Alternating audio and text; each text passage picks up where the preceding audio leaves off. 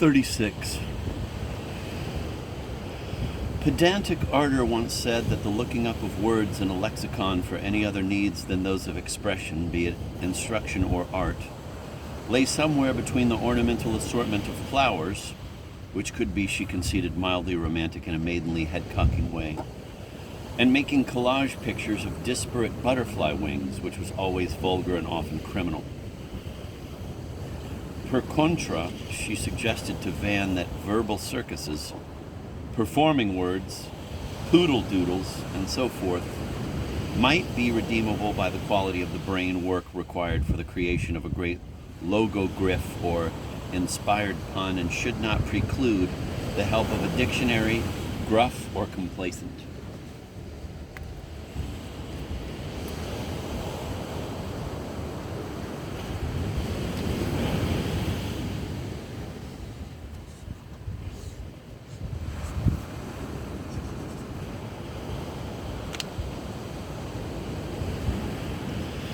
That was why she admitted Flavita. The name came from alphabet, an old Russian game of chance and skill based on the scrambling and unscrambling of alphabetic letters.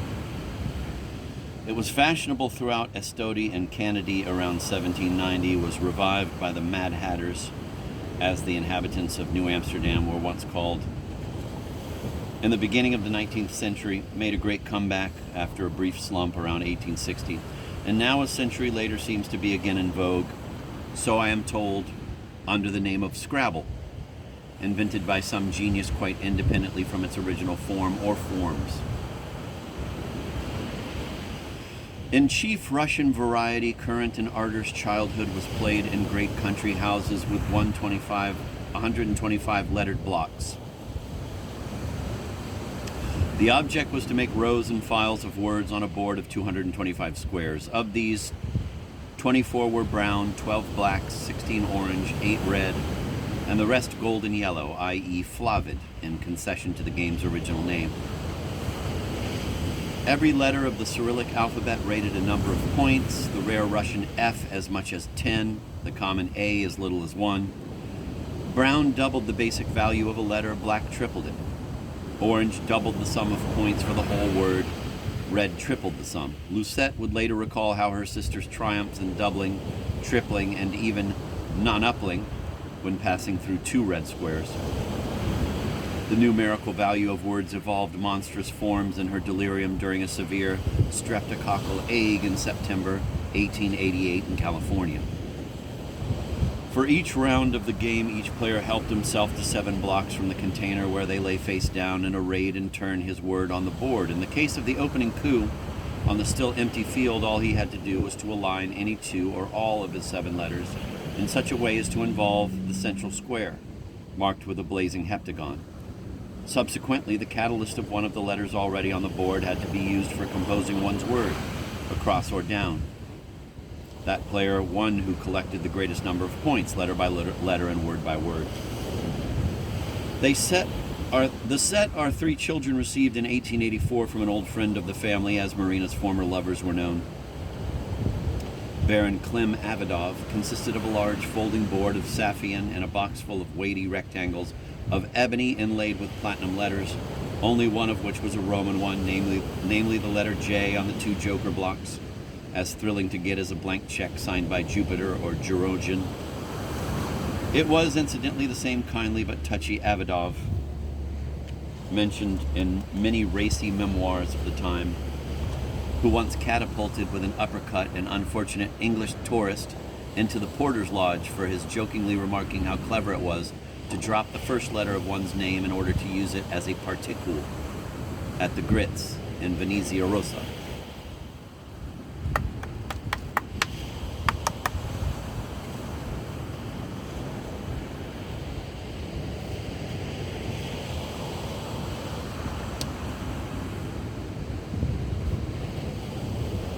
By July, the 10 A's had dwindled to 9 and the 4 D's to 3. The missing A eventually turned up under an aproned armchair, but the D was lost,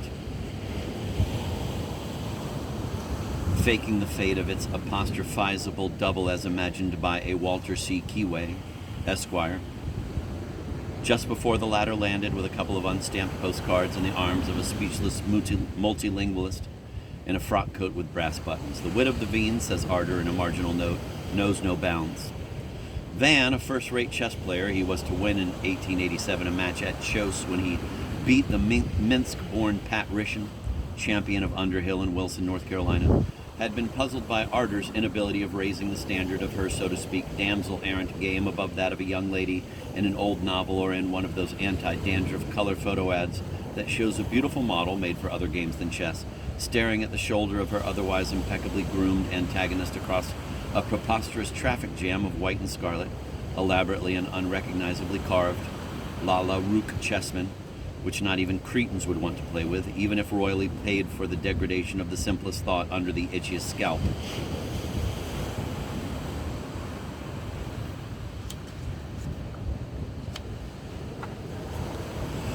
Arder did manage now and then to conjure up a combinational sacrifice offering, say, her queen with a subtle win after 2 or 3 moves if the piece were taken. But she saw only one side of the question, preferring to ignore in the queer lassitude of clogged cogitation the obvious counter combination that would lead inevitably to her defeat if the grand sacrifice were not accepted. On the Scrabble board, however, this same wild and weak Arder was transformed into a sort of graceful computing machine, endowed, moreover, with phenomenal luck, and would greatly surpass baffled Van in acumen, foresight, and exploitation of chance when shaping appetizing long words from the most unpromising scraps and columns.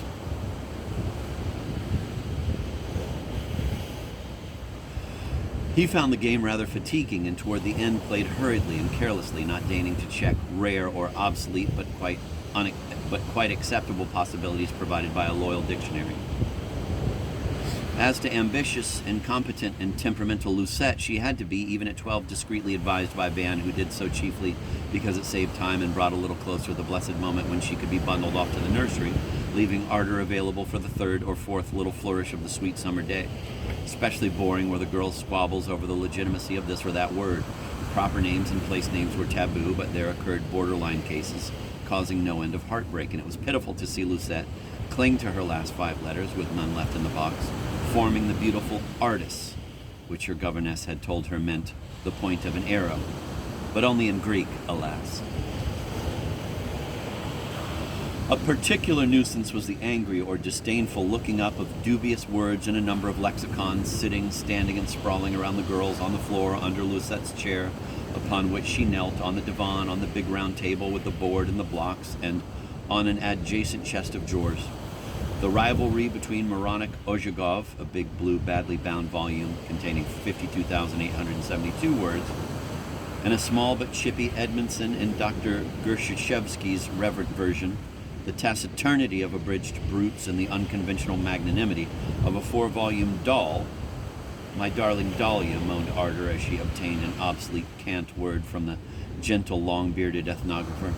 All this would have been insupportably boring to Van had he not been stung as a scientist by the curious affinity between certain aspects of Scrabble and those of the planchette. He became aware of it one August evening in 1884 on the nursery balcony, under a sunset sky, the last fire of which snaked across the corner of the reservoir, stimulated the last swifts, and intensified the hue of Lucette's copper curls. The Morocco board had been unfolded on a much ink-stained, monogrammed, and notched deal table. Pretty Blanche, also touched on earlobe and thumbnail with the evening's pink, and redolent with the perfume called Miniver Musk by handmaids, had brought a still unneeded lamp. Lots had been cast. Arder had won the right to begin, and was in the act of collecting one by one, mechanically and unthinkingly, her 7 luckies from the open case where the blocks lay face down, showing nothing but their anonymous black backs, each in its own cell of flavid velvet.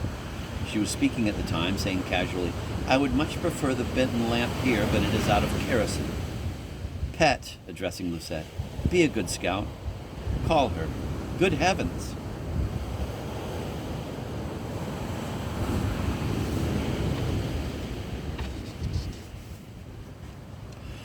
The 7 letters she had taken, S-R-E-N-O-K-I, and was sorting out in her spectric, the little trough of Japan wood each player had before him, now formed in quick and, as it were, self-impulsed rearrangement the key word of the chance sentence, that had attended their random assemblage. Another time, in the bay of the library on a thundery evening a few hours before the barn burned, a succession of Lucette's blocks formed the amusing Vaniata, and from this she extracted the very piece of furniture she was in the act of referring to in a peevish little voice. But I too, perhaps, would like to sit on the divan. Soon after that, as so often occurs with games and toys and vacational friendships that seem to promise an eternal future of fun, Flavita followed the bronze and blood-red trees into the autumn mists.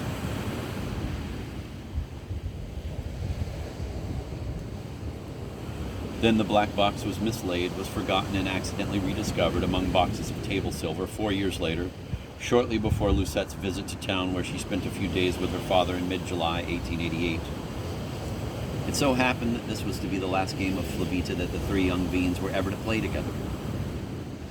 Either because it happened to end in a memorable record for Ardor, or because Van took some notes in the hope, not quite unfulfilled, of catching sight of the lining of time, which, as he was later to write, is the best informal definition of portents and prophecies. But the last round of that particular game remained vividly clear in his mind. Je n'ai pour rien faire, wailed Lucette.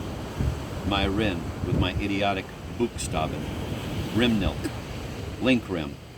Look, whispered Van. C'est tout simple. Shift those two syllables, and you get a fortress in ancient Muscovy. Oh no, said Ardor, wagging her finger at the height of her temple in a way she had. Oh no, that pretty word does not exist in Russian. A Frenchman invented it. There's no second syllable. Ruth, for a little child? Interposed Van. Ruthless, cried Ardor. Well, said Van, you can always make a little cream. K-R-E-M or K-R-E-M-E, or even better, there's K-R-M-L-I, which means Yukon prisons. Go through her orhideia. Through her silly orchid, said Lucette. And now, said Ardor, Adochka is going to do something even sillier, and taking advantage of a cheap letter recklessly sewn sometime before in the 7th compartment of the uppermost fertile row, Ardor, with a deep sigh of pleasure, composed the adjective T-O-R-F-Y, A-N-U-Y-U, which went through a brown square at F and through two red squares, 37 times 9 equals 333 points, and got a bonus of 50 for placing all 7 blocks at one stroke, which made 383 in all, the highest score ever obtained for one word by a Russian scrambler. There, she said. Oof. Pas facile. And brushing away with the rosy knuckles of her white hand the black bronze hair from her temple, she recounted her monstrous points in a smug, melodious tone of voice, like a princess narrating the poison cup killing of a superfluous lover, while Lucette fixed Van with a mute, fuming appeal against life's injustice, and then, looking again at the board, emitted a sudden howl of hope. It's a place name. One can't use it. It's the name of the first little station after Lador Bridge. That's right, Pet, sang out Ardor. Oh, Pet, you are so right. Yes, Torfiania, or as Blanche says, La Tourbière, is indeed the pretty but rather damp village where our Cendrillon's family lives, but Mon Petit, in our mother's tongue, Que d'Isier, in the tongue of a maternal grandmother we all share, a rich, beautiful tongue which my pet should not neglect for the sake of a Canadian brand of French. This quite ordinary adjective means peaty, feminine gender, accusative case. Yes, that one coup has earned me nearly 400. Too bad. Ne dot yanula didn't quite make it. Ne dot yanula, Lucette complained to Van, her nostrils flaring, her shoulders shaking with indignation. He tilted her chair to make her slide off and go. The poor child's final score for the 15 rounds or so of the game was less than half of her sister's last masterstroke, and Van had hardly fared better. But who cared? The bloom streaking Ardor's arm, the pale blue of the veins in its hollow, the charred wood odor of her hair shining brownly next to the lampshade's parchment, a translucent lakescape with Japanese dragons, scored infinitely more points than those tensed fingers bunched on the pencil stub could ever add up in the past, present, or future. The loser will go straight to bed, said Van merrily, and stay there, and we shall go down and fetch her, in exactly 10 minutes, a big cup, the dark blue cup, of cocoa, sweet, dark, skinless Cadbury cocoa. I'm not going anywhere, said Lucette, folding her arms. First, because it is only 8:30, and second, because I know perfectly well why you want to get rid of me. Van, said Arder after a slight pause, will you please summon Mademoiselle? She's working with Mother over a script which cannot be more stupid than this nasty child is. I would like to know, said Van, the meaning of her interesting observation. Ask her, Arder dear. She thinks we're going to play Scrabble without her, said Arder. Or go through those Oriental gymnastics, which you remember, Van, you began teaching me, as you remember. Oh, I remember. You remember I showed you what my teacher of athletics, you remember his name, King Wing, taught me? You remember a lot, ha, said Lucette, standing in front of them in her green pajamas, sun-tanned, chest bare, legs parted, arms akimbo. Perhaps the simplest, began Arder. The simplest answer, said Lucette, is that you two can't tell me why exactly you want to get rid of me.